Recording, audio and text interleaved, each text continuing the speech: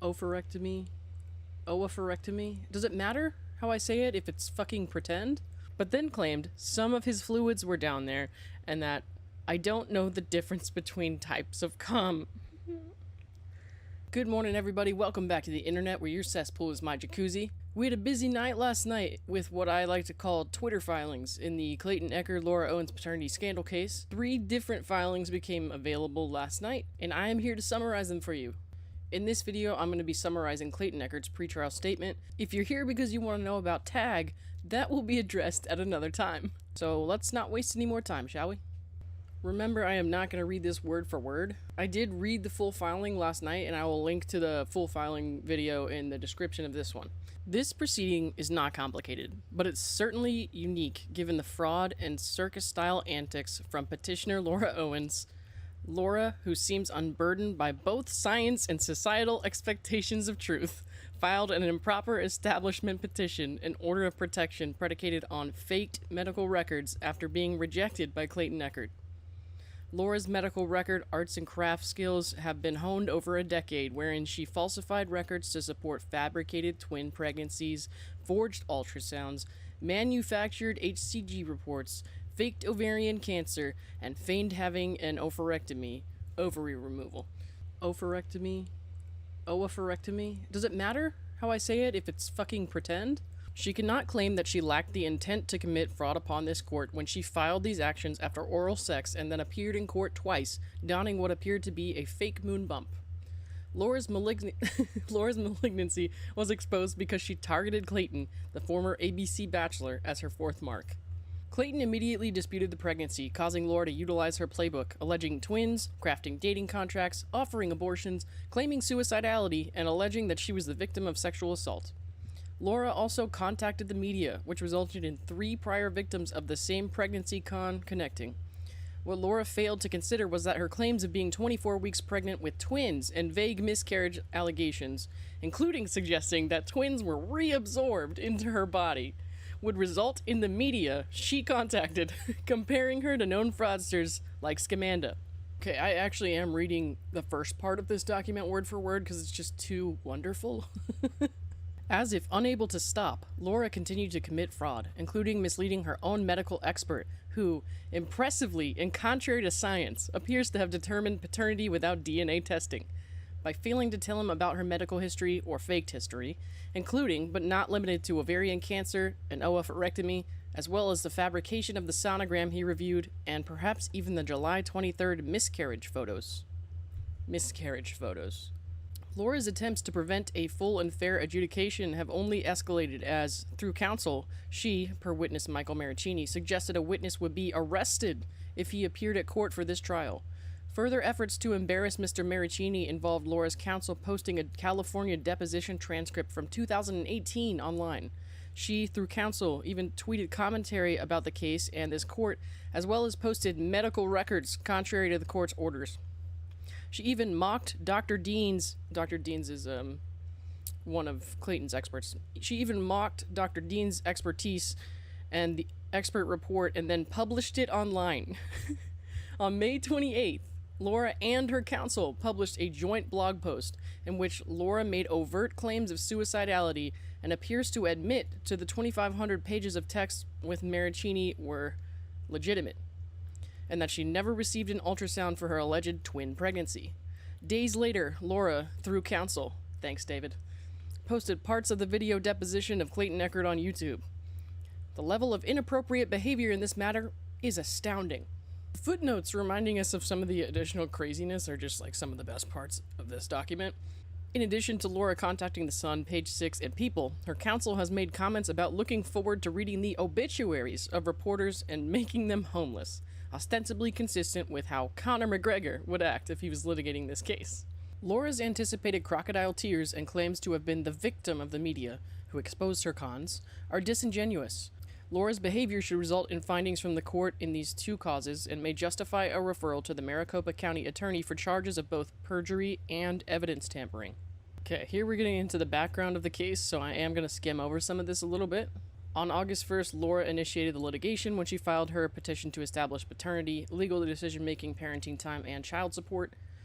saying she got pregnant with Clayton's twins. Laura filed a denied motion to communicate, a denied motion to compel, a denied expedited consideration requested motion to communicate, and a denied expedited motion to seal court record. Clayton filed his answer denying any pregnancy with twins after only oral sex. Through early resolution conference, parties entered a Rule 69 agreement stating petitioner agrees to contribute a sample on October 2nd to determine paternity of the alleged pregnancy. Testing to be conducted by Ravgen. Okay, here we're talking about the ex-party order of protection. Laura claims she's being cyberbullied by Clayton, who was the father of her children, allegedly, saying that he published her medical records online. That same day, Ravgen indicated little to no fetal DNA, and Clayton thought the nightmare was over. He was very wrong.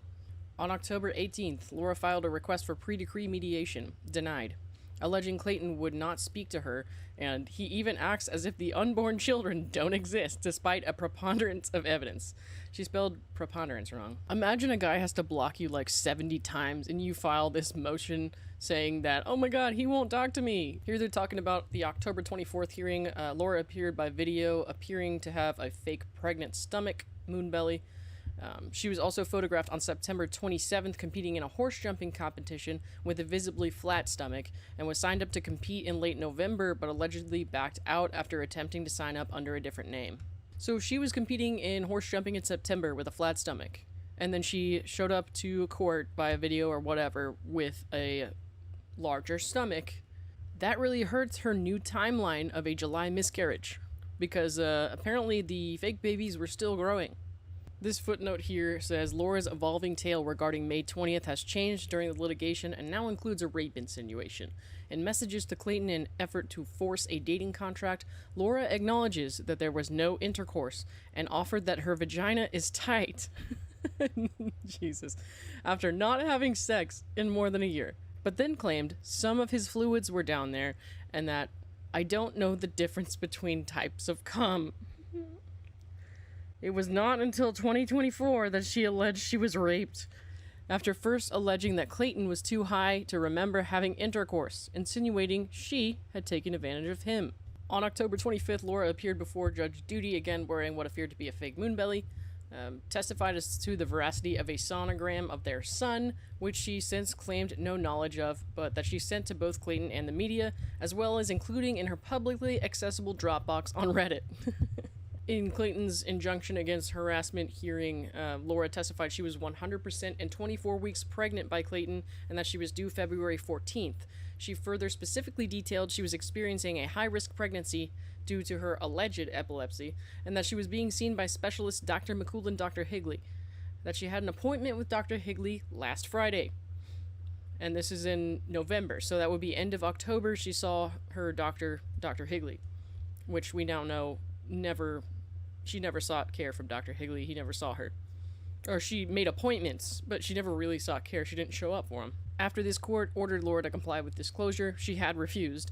It was confirmed that Laura's testimony was false, and she was never treated by Drs. McCool, Higley, or any obstetrician or gynecologist during her alleged high-risk pregnancy with twins. The twins thing is important here because she, is trying to go with the argument now that she believed she was pregnant, and she believed she was pregnant until she, basically tried to withdraw, I think. And she can't really, it speaks against her credibility that she said twins, because she would have to prove that she thought she was pregnant based on an ultrasound which showed her that she was having twins. She can't do that because her ultrasounds were fake.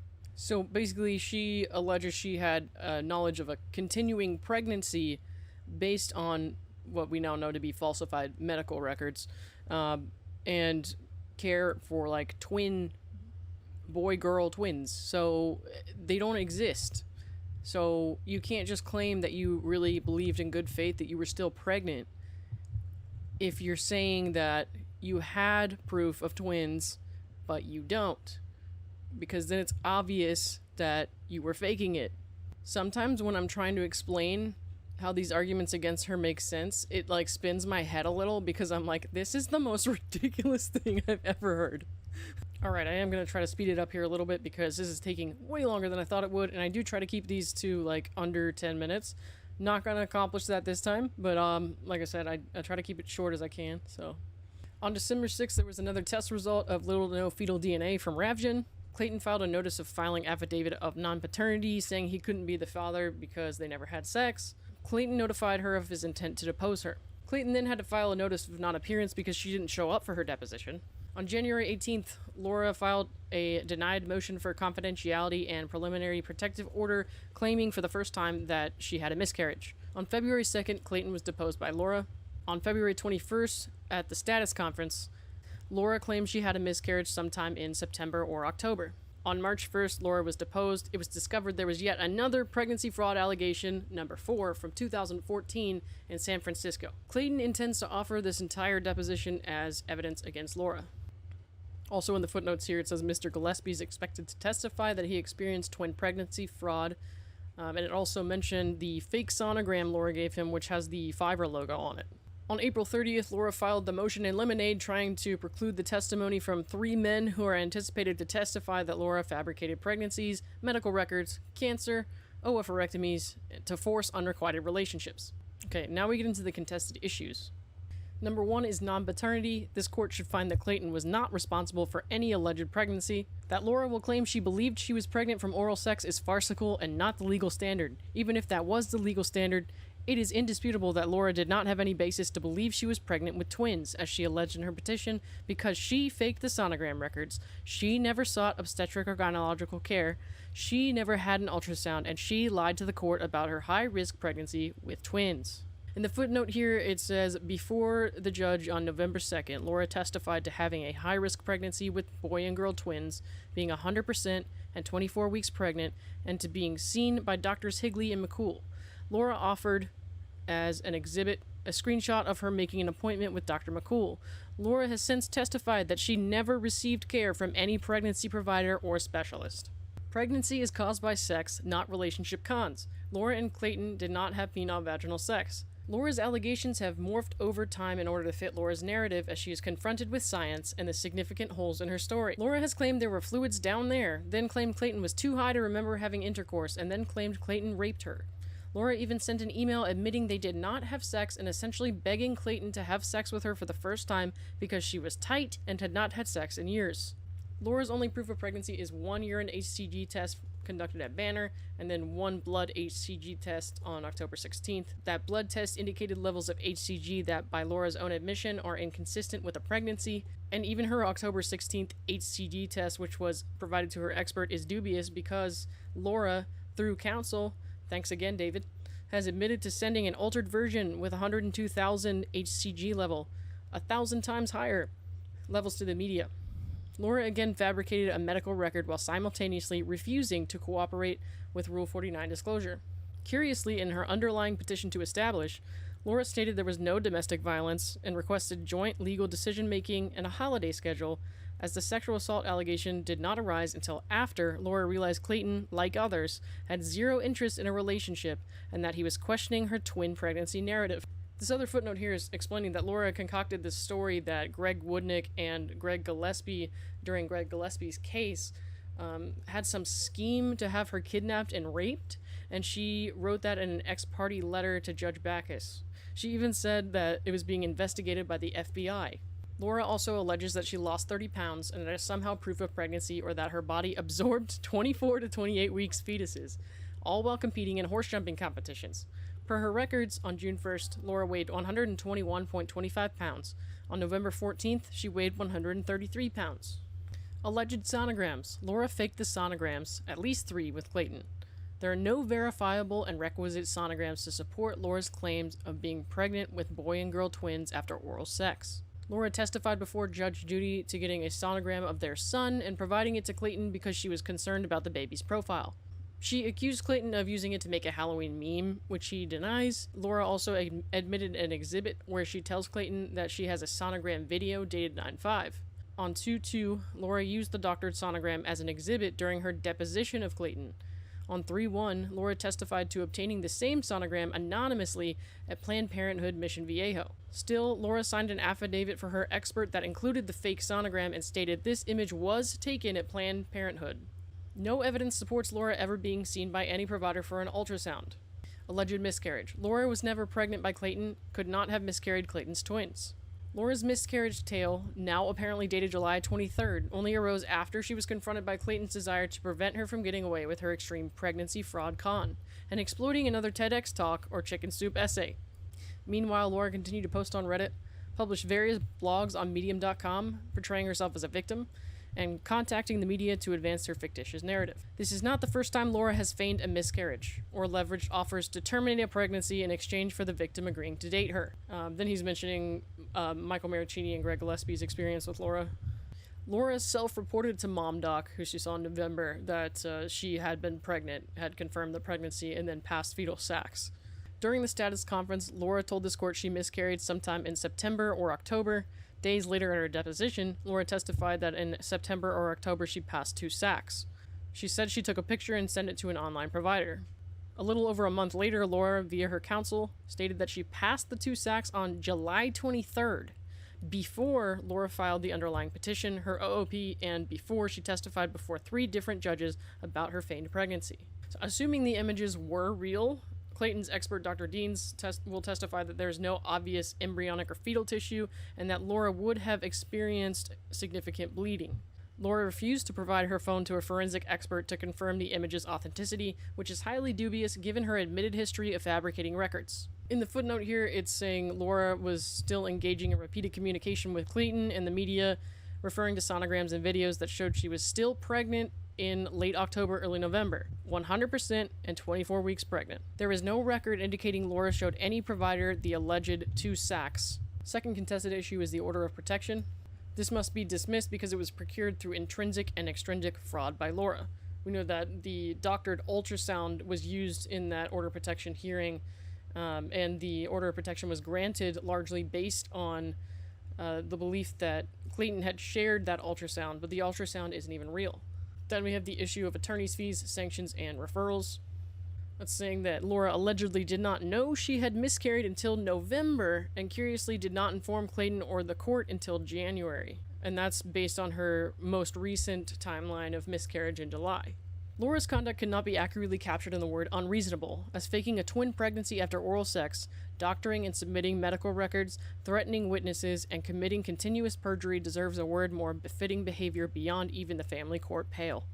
In addition to the fraud underpinning the entire litigation, the court merely needs to read Laura's Medium articles, the tweets, and blog posts to appreciate the scope of the damage she has caused, which, as recent as May 28th, includes a joint blog post from Laura and her counsel and YouTube postings of Clayton's video deposition. Recall this entire saga was initiated by Laura going to The Sun and making false claims of pregnancy, ostensibly because Clayton rejected her. Laura's order of protection and the underlying petition were both filed in bad faith, as Laura knew she was not and could not have been pregnant with Clayton's twins. Laura then proceeded to fabricate evidence, not for the first time, testify before 3 judges to being 100% and 24 weeks pregnant with twins, and file irrational and legally unsupported filings that continued to assert what Laura cannot prove, that she was pregnant with Clayton's twins.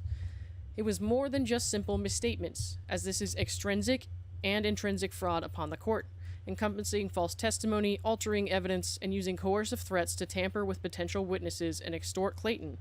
Laura, the day before her deposition on March 1st, sent Clayton a letter threatening to sue him for collateral allegation for around $1.4 million unless he agreed to dismiss this action.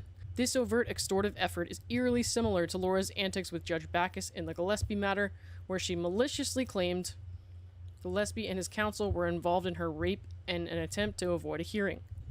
And Greg Woodnick was the counsel there. Through her third counsel in this matter, so David Gingras, Laura has intimidated witnesses, including suggesting Maricini would be arrested if he appears to testify.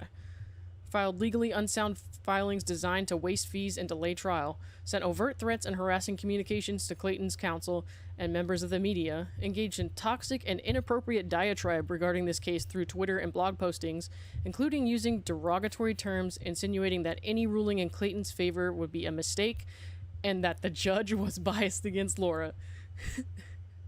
Nice one.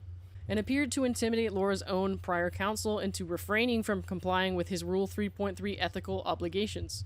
Witnesses for Clayton's side will be Clayton Echard, Laura Owens, Michael Maricini, Greg Gillespie, and Dr. Samantha Deems, and John A. Berryhill, who was the forensic expert who confirmed that Michael Maricini's messages from Laura were not tampered with. Here they write objections to Laura's witnesses. So the expert Dr. Medchill, they're objecting based on his reliance on admittedly tampered with medical records.